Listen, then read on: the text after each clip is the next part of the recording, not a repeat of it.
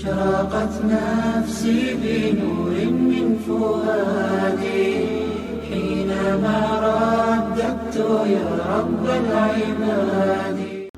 الحمد لله وحده والصلاة والسلام على من لا نبي بعده. فأعوذ بالله من الشيطان الرجيم. بسم الله الرحمن الرحيم. إياك نعبد وإياك نستعين. صدق الله العظيم وصدق رسوله النبي الكريم ونحن على ذلك من الشاهدين. سورہ فاتحہ کی تفسیر چل رہی ہے. سورہ فاتحہ کی آیت نمبر 4 آج آپ کے سامنے تلاوت کی گئی. آیت نمبر 4 میں 2 جملے ہیں. پہلا جملہ ہے ایاک نعبد اور دوسرا جملہ ہے وایاک نستعین. پہلا جملہ وہ حمد و ثنا پر مبنی ہے اور دوسرا جملہ دعا اور درخواست پر مبنی ہے. آج جو ہے پہلے جملہ ایاک نعبد کی تفسیر ہوگی. ایاک نعبد سے متعلق 4 لفظ ہیں. پہلا لفظ ہے عبادت، دوسرا لفظ ہے عبد، تیسرا لفظ ہے عابد اور چوتھا لفظ ہے معبود. اب ان 4 کی الگ الگ جو ہے مختصر سی تشریح اور تفسیر بیان کی جائے گی. پہلا لفظ جو عبادت ہے تو عبادت کے معنی آتے ہیں بندگی کے، اور عبادت کس کو کہتے ہیں یہ ہمیں اور آپ کو معلوم ہونا چاہیے شریعت کی اصطلاح میں.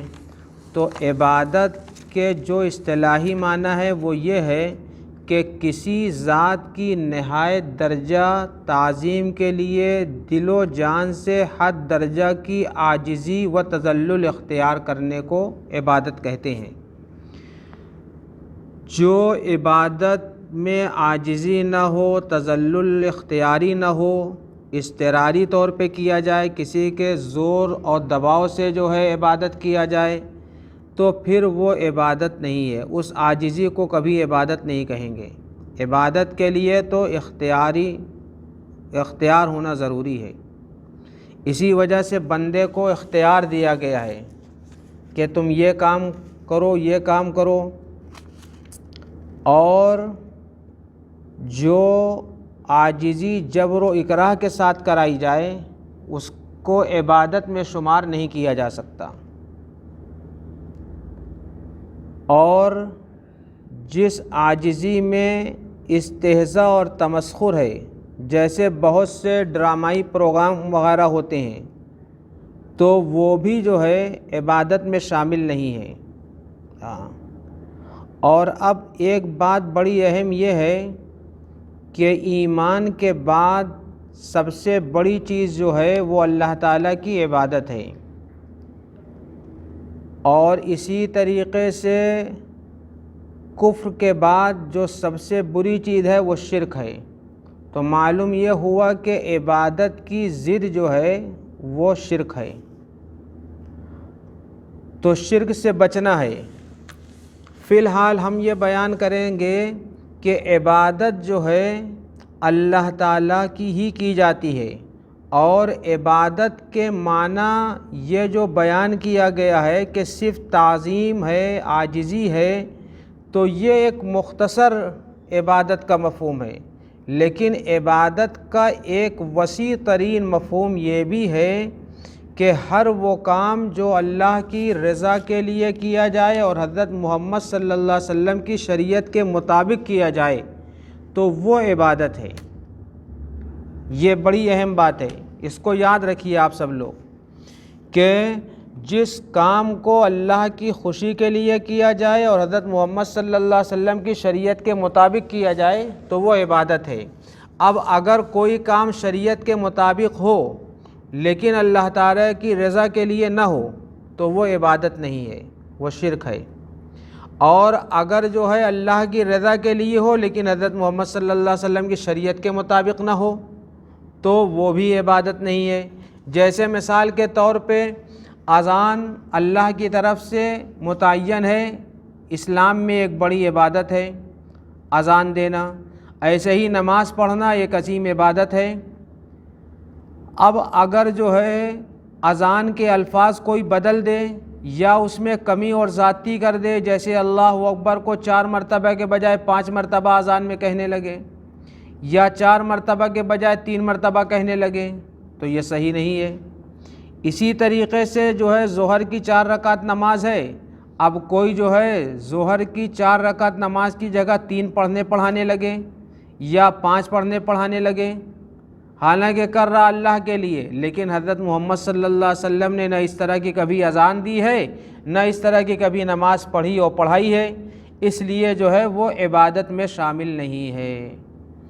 عبادت کے لیے ضروری ہے کہ اللہ کی رضا ہو، حضرت محمد صلی اللہ علیہ وسلم کی شریعت ہو۔ اگر اس طرح سے کوئی بھی کام کیا جائے گا تو سب عبادت میں شامل ہو جائے گا۔ اگر اسی طریقے سے کوئی سوتا ہے تو سونا بھی عبادت ہے، اگر اس 2 شرطوں کے مطابق کوئی کھانا کھاتا ہے تو وہ کھانا کھانا بھی عبادت ہے، بزنس کرتا ہے تو وہ بزنس بھی عبادت ہے، یہ سب چیزیں عبادت میں شامل ہو جائیں گی۔ عبادت کی بہت وسیع تعریف ہے یہ، اور امام غزالی رحمۃ اللہ علیہ نے خود فرمایا ہے اپنی کتاب 40 میں کہ عبادت کی 10 قسمیں ہیں بڑی بڑی۔ نمبر 1 نماز، نمبر 2 روزہ، نمبر 3 زکوٰۃ، نمبر 4 حج، نمبر 5 تلاوت قرآن کریم، نمبر 6 اللہ تعالیٰ کا ذکر، اور نمبر 7 حلال روزی کے لیے کوشش کرنا۔ جو لوگ اپنے بیوی بچوں کے لیے کماتے ہیں، معاش کے لیے محنتیں کرتے ہیں، بزنس اور تجارت اور سروسیں کرتے ہیں، یہ سب جو ہے عبادت ہے۔ امام غزالی رحمۃ اللہ علیہ نے شمار کیا ہے۔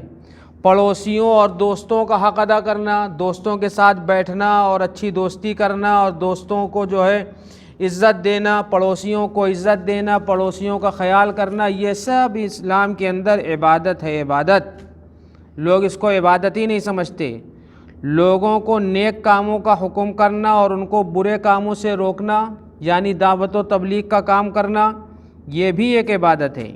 حضرت رسول پاک صلی اللہ علیہ وسلم کے سنتوں کی پیروی کرنا، یہ بھی ایک عظیم عبادت ہے۔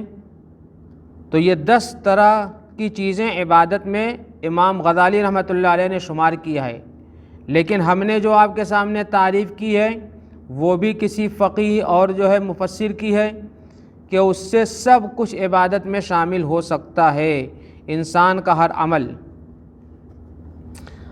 اب دیکھیے عبادت کی آتی ہے ایک ضد، شرک۔ تو شرک کی بہت سی قسمیں ہیں، شرک فی الذات، شرک فی الصفات، شرک فی المحبت، شرک فی العلم، شرک فی الحکم، شرک فی القدرت، شرک فی السمع، شرک فی البصر وغیرہ وغیرہ۔ اسی طرح سے ایک شرک ہے شرک فی العبادات، یعنی عبادت میں شرک کرنا۔ ہم یہاں پہ اسی شرک کو بیان کرتے ہیں۔ اللہ تعالیٰ کی ذات و صفات یا اس کی کسی عبادت میں کسی کو شریک کرنے کا نام شرک ہے۔ اور یہ بھی سمجھ لیجئے کہ ہر وہ کام جو اللہ تعالیٰ نے اپنی تعظیم کے لیے اپنے بندوں پر مقرر فرمایا ہے، ان کاموں میں کسی دوسرے کو شریک کرنا یہ بھی شرک ہے۔ اور دوسرے کو شریک نہ کرنا، صرف اللہ کے لیے کرنا ان کاموں کو، یہ عبادت ہے۔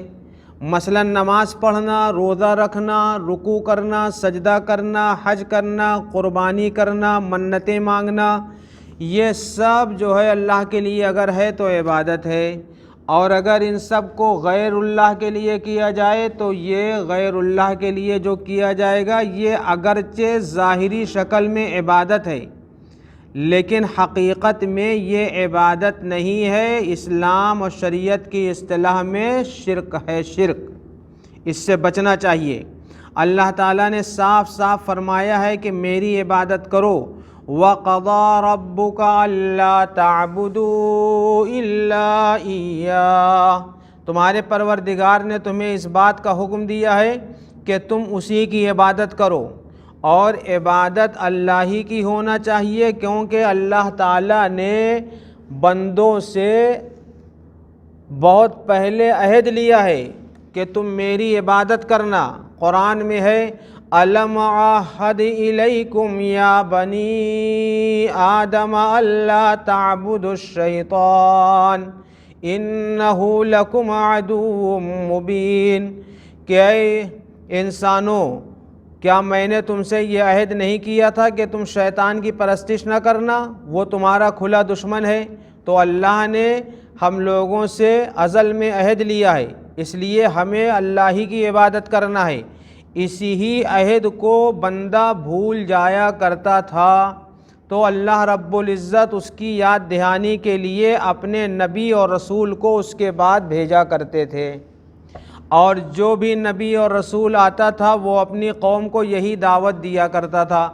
حضرت ہود علیہ السلام اپنی قوم عاد میں جب بھیجے گئے تو انہوں نے اپنی قوم سے کہا یا قوم اعبدوا اللہ ما لکم من الہ غیرہ، ہود آیت نمبر 50 میں ہے یہ۔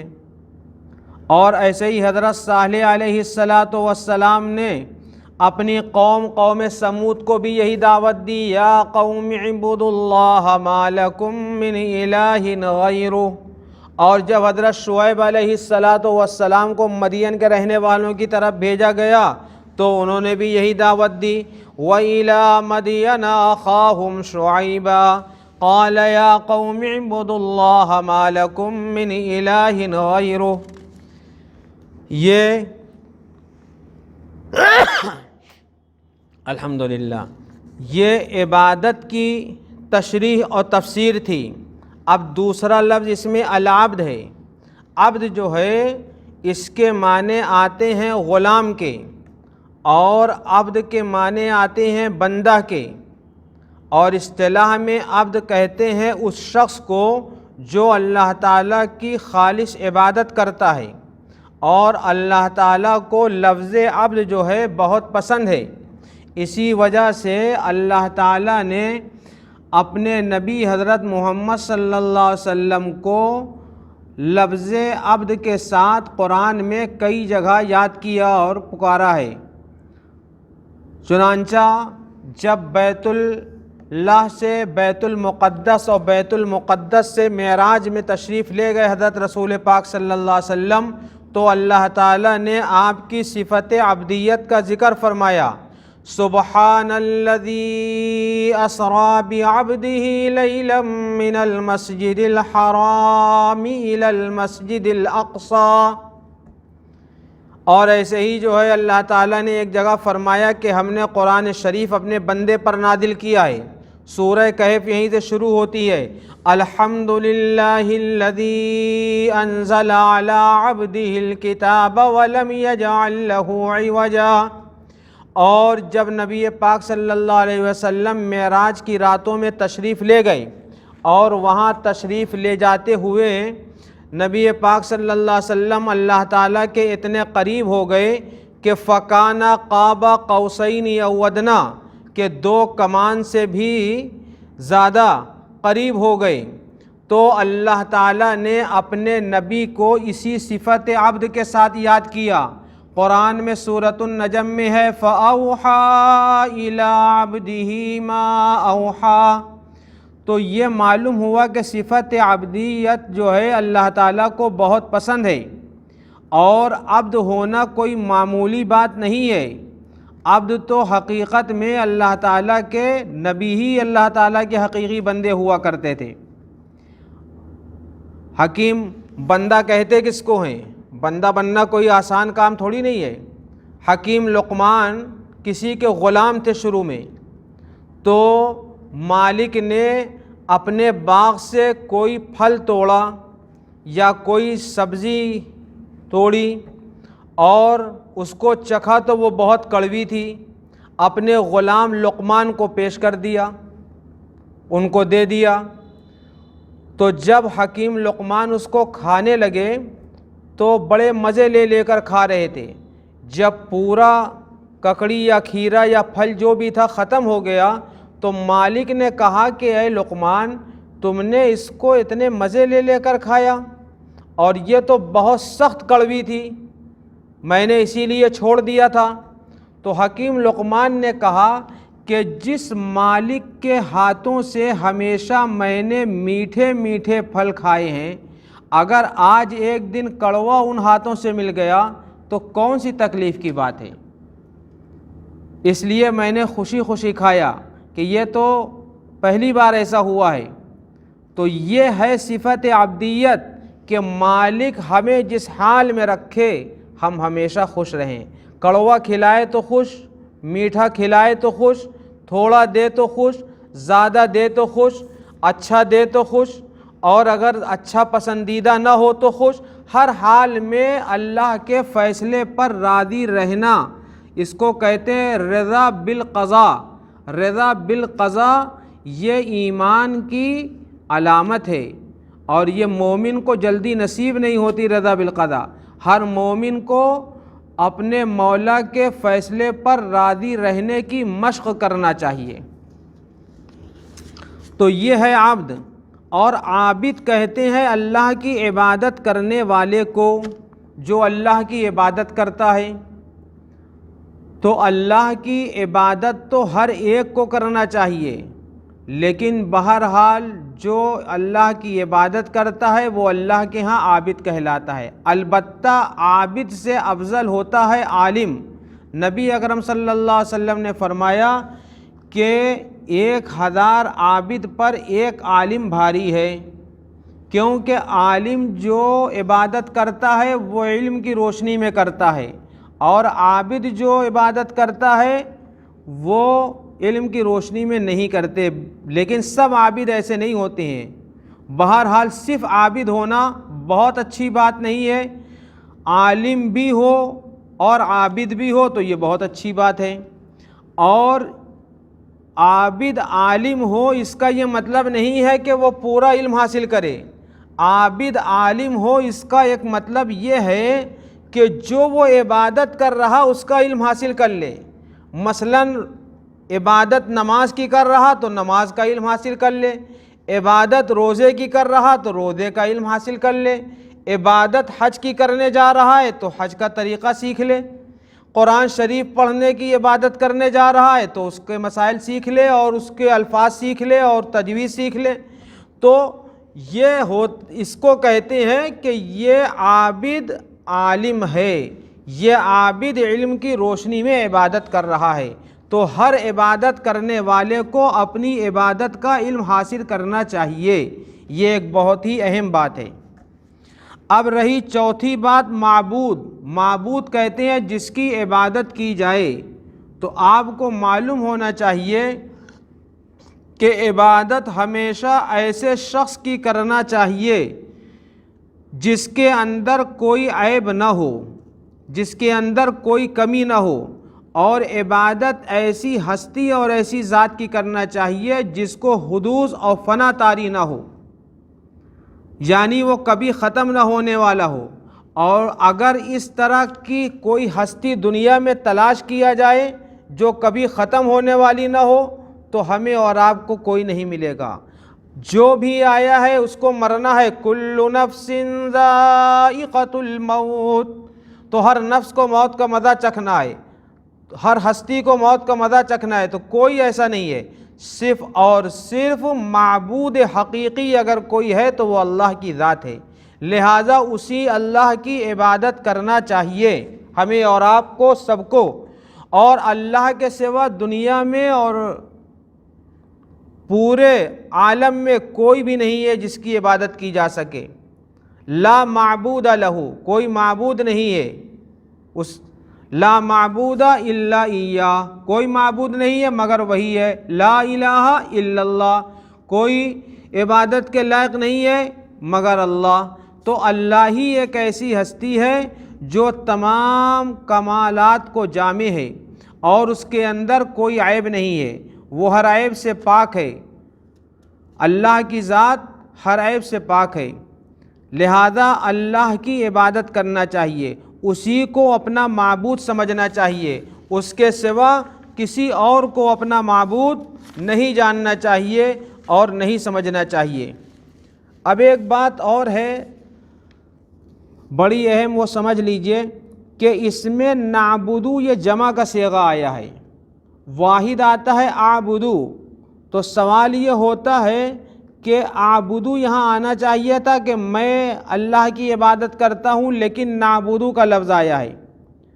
تو اس کا جواب مفسرین نے یہ دیا ہے کہ بندہ اپنے تمام بندوں کی طرف سے یہ خبر دے رہا ہے کہ ہم سب ہی اللہ کے بندے ہیں، یہ اقرار کر رہا ہے۔ یعنی ایک بندہ سب کی طرف سے یہ کہتا ہے کہ ہم اللہ کے بندے ہیں اور ہم اللہ ہی کی عبادت کرتے ہیں۔ اور ایک اور بڑی اہم بات بتائی گئی ہے، وہ اہم بات یہ بتایا گیا ہے کہ جب بندہ تعظیم کرتا ہے اللہ کی، اور جب بندہ اللہ کی عبادت کرتا ہے تو وہ بندہ خود قابل تعظیم ہو جاتا ہے، اس لیے اس کی تعظیم میں اللہ تعالیٰ نے نعبدو فرمایا ہے۔ کیا بات ہے، سبحان اللہ، کہ جب بندہ اللہ کی عبادت کرتا ہے تو وہ اللہ کے ہاں قابل تعظیم سمجھا جاتا ہے، اس لیے نعبدو کا صیغہ لایا گیا ہے۔ لہذا ان ساری باتوں کا خلاصہ یہ ہے کہ ہم سب کو بندہ بن کر اللہ کی بندگی کرنا چاہیے اور اللہ کی عبادت کرنا چاہیے، اور اللہ تعالیٰ کی عبادت میں کسی کو شریک نہیں کرنا چاہیے۔ شرک جو ہے بہت بڑا گناہ ہے، حرام ہے، اور شرک سے بچنا چاہیے۔ ہمیں اپنا یقین اور اپنی عبادت دونوں جو ہے علماء سے اور مفتیان کرام سے پوچھ کر صحیح کرنا چاہیے۔ اللہ تعالی ہمیں آپ کو عمل کی توفیق عطا فرمائے۔ ربنا ظلمنا انفسنا وان لم تغفر لنا وترحمنا لنكونن من الخاسرین۔ ربنا آتنا فی الدنیا حسنۃ وفی الآخرۃ حسنۃ وقنا عذاب النار۔ یا اللہ ہم سب کے گناہوں اور خطاؤں کو معاف فرمائیے۔ یا اللہ رمضان کی برکتوں سے مالا مال فرمائیے۔ یا اللہ حضرت محمد صلی اللہ علیہ وسلم نے خیر کی جتنی دعائیں مانگی وہ سب خیر ہم لوگوں کو عطا فرمائیے، اور جن شرور و فتن سے پناہ مانگی ان تمام شرور و فتن سے پناہ عطا فرمائیے، اور ان ساری دعاؤں کو حبیب مصطفیٰ احمد مجتبیٰ حضرت محمد صلی اللہ علیہ وسلم صدقہ طفیل قبول فرمائیے۔ صلی اللہ تعالی علی خیر خلقہ محمد وآلہ وصحبہ اجمعین برحمتک یا ارحم الراحمین۔ اشرقت نفسي بنور من فؤادي حينما رددت يا رب العباد، وانتشت روحي وصار الدمع يجري، يا إلهي خذ بقلبي للرشاد.